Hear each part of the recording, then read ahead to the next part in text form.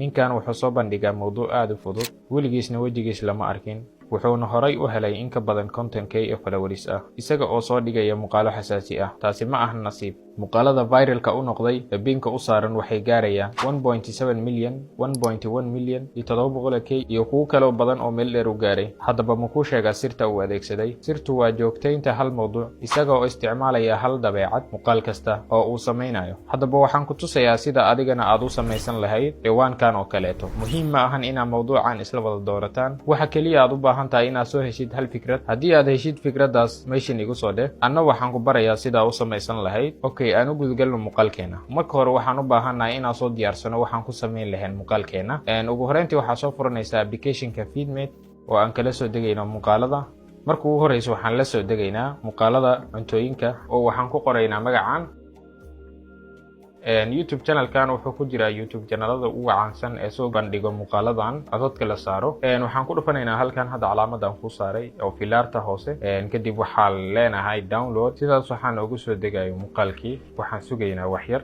intuu noo soo degayo muuqaalka waxaan soo degsanaynaa qisadii aan rabnay inaan muuqaalka kor saarno. laba YouTube channel ayaa ugu caansan badanaa Soomaalida. waxaa kamid ah Higsi Number 1. waxaa kaloo kamid ah Sawda Qalib. labadaas YouTube channel midkaad ka heshid ayaa soo dooranaysa. aniga hadda waxaan ku Higsi Number 1. markii aan gudaha usoo galno waxaan dooranaynaa muuqaal ama mowduuc aad xasaasi u ah ayaan raadinaynaa. waxaan dooranaynaa labadan qiso hadda halkaan ugu jeedin oo part 1 iyo part 2 ah. waxaa soo degsanaysaa muuqaalka, waxaa ku dhufanaysaa qaybtan hoose, dib waxaa leedahay download. hadda waxaa inoo socda muuqaaladii aan soo doornay ayaa inoo soo degayo. marka waan sugaynaa. muuqaaladii waan soo degsanay. hadda waxaan rabnaa inaan samaysano ciwaan u gaara sheekooyinka in lasoo dhigo.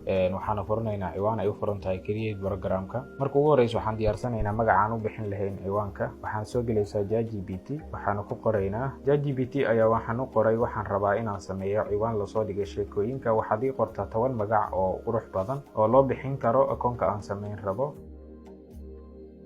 wuxuu i siiyey 10 magac. waxaan kala baxaynaa hal magac. mid ugu horeysa ayaan ka helay, waxaana u qoran sheeko soo. waxaan leenahay copy. hadda waxaan samaynayaa ciwaankii. markaan ciwaanka samaysano ayaan isku soo noqonaynaa. ugu dambeyntii waxaan soo sameynay ciwaankii lacagta furneed. waxaan saaranaynaa sawir lagu aqoonsan karo ciwaanka ayaan saaraynaa.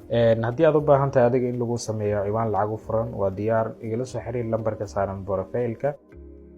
hadda waxaa inoo dhiman inaan sameyno muuqaalkii aan dhigi lahayn TikTok. waxaa soo gelaysaa applicationka CapCut. kadib waxaa ku dhufanaysaa new project.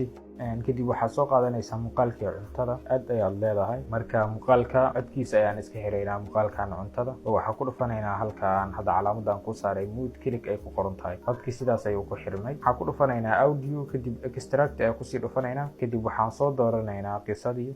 marka hore waxaan iska daleedaynaa halaha hore qisada oo halahan waa hordhaci muuqaalka waaye. waan iska daleedaynaa.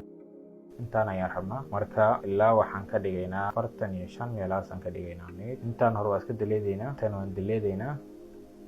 sidaas waxaad ku haysataa muuqaalkii. waxaa ku qoran kartaa magaca TikTok-gaaga adigoo ku dhufanaya text ayaad leedahay. kadib waxaa ku qoraysaa magaca TikTok-gaaga. anaga sheeko soor oo kaleeto. kadib waxaad raadinaysaa meelahan oo kaleeto, kan oo kaleeto, templates-kan oo kaleeto waa dhexgelin kartaa magacaada.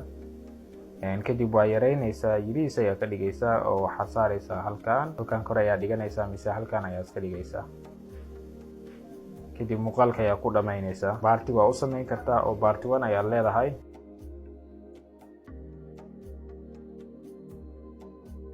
kana ku qurux badan kana ka dhigaynaa. marka yaraynaynaa. kadib halkaan geeska ayaan saarayna. kadib waan ku dhamaynaynaa iyadana. kadib waxaad leedahay export ayaa leedahay adigoo ka dhigaya 1080 halkaan.